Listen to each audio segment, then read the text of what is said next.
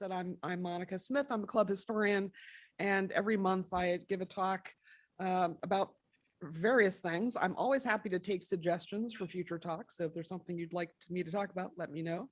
But it seemed appropriate, given our wonderful speaker who's coming up, as well as the fact that Labor Day is this coming weekend, to give you a little history of Labor Day. I'm not sure how many people here actually know how this came about, and so I am going to give you a brief talk about that. So, as you know, here in the United States, Labor Day is an annual federal holiday held on the first Monday of September.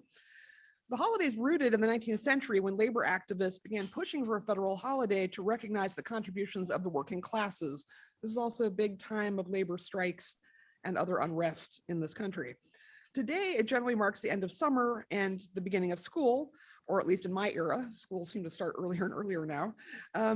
It's frequently celebrated by taking a long weekend trip, or maybe shopping the Labor Day holiday sales, firing up the backyard grill, or maybe going to a Labor Day parade. Of course, this is assuming you're lucky enough to actually get Monday off from work, which many Americans don't, and I think we often forget that. As you may contemplate your upcoming holiday weekend activities, have you ever wondered who, shall we say, invented Labor Day? Well, not surprisingly, there are several informative articles about this at the Department of Labor. Apparently, as so often happens with these things, there are disputes about who came up with the idea for this holiday.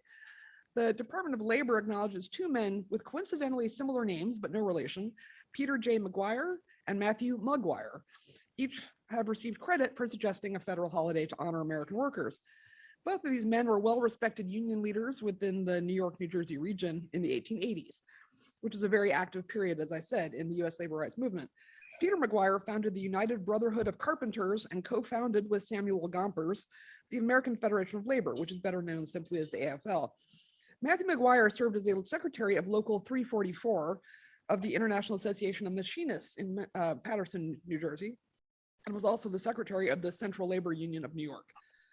Although generally McGuire is now getting the primary credit, both men were clearly influential in speaking up on behalf of their fellow workers.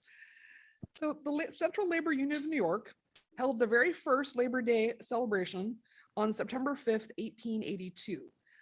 That morning, a crowd of spectators filled the sidewalks of Lower Manhattan near City Hall and along Broadway to watch the parade. I'm quoting here from a Department of Labor article. A newspaper account of the day described men on horseback, men wearing regalia, men with society aprons, men with flags, musical instruments, badges, and all other paraphernalia of a procession. Wary that a riot might break out, columns of police and club-wielding officers were lining up around City Hall, but there was no violence. The march went on from about 10 a.m. to noon, and final reports of the total number of marchers ranged from 10,000 to 20,000, both men and women. While some, of course, had to return to work, most continued on to a post-parade party at Wendell's Elm Park at 92nd Street and 9th Avenue, if any of you know New York. Even some unions that had not participated in the parade showed up to join in the post-parade festivities that included speeches, a picnic, an abundance of cigars, and beer kegs mounted in every conceivable place. From 1 until 9 p.m., nearly 25,000 union members and their families filled the park and celebrated the very first Labor Day. But it wasn't the only official working man's holiday that was brewing at the time. In the 1880s, people involved in the labor movement started calling for strikes and protests around and on May 1st to push for an 8-hour workday and other rights, such as things like abolishing child labor. It evolved out of May Day, a European festival of ancient origins marking the beginning of summer, usually celebrated on May 1st, about halfway between the spring equinox and summer equinox solstice. But it took on a new meaning by the late 19th century and became International Workers' Day. However, this country never officially adopted a May 1 holiday.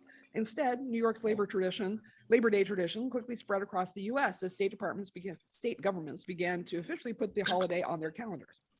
By 1894, 23 more states had adopted the holiday. And on June 28th, 1894, President Grover Cleveland signed a law making the first Monday in September a national annual holiday, quote, dedicated to the social and economic achievements of American workers. It constitutes a yearly national tribute to the contribution workers have made to the strength, prosperity, and well-being of our country, end quote.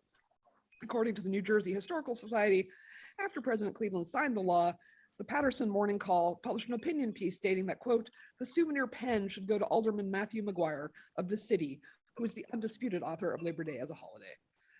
If you're interested in more, you'll see that this will be printed in our newsletter with some links to some relevant stories and even some resources on the Library of Congress website if you are a social studies teacher or know anyone who is and might want to look into this further.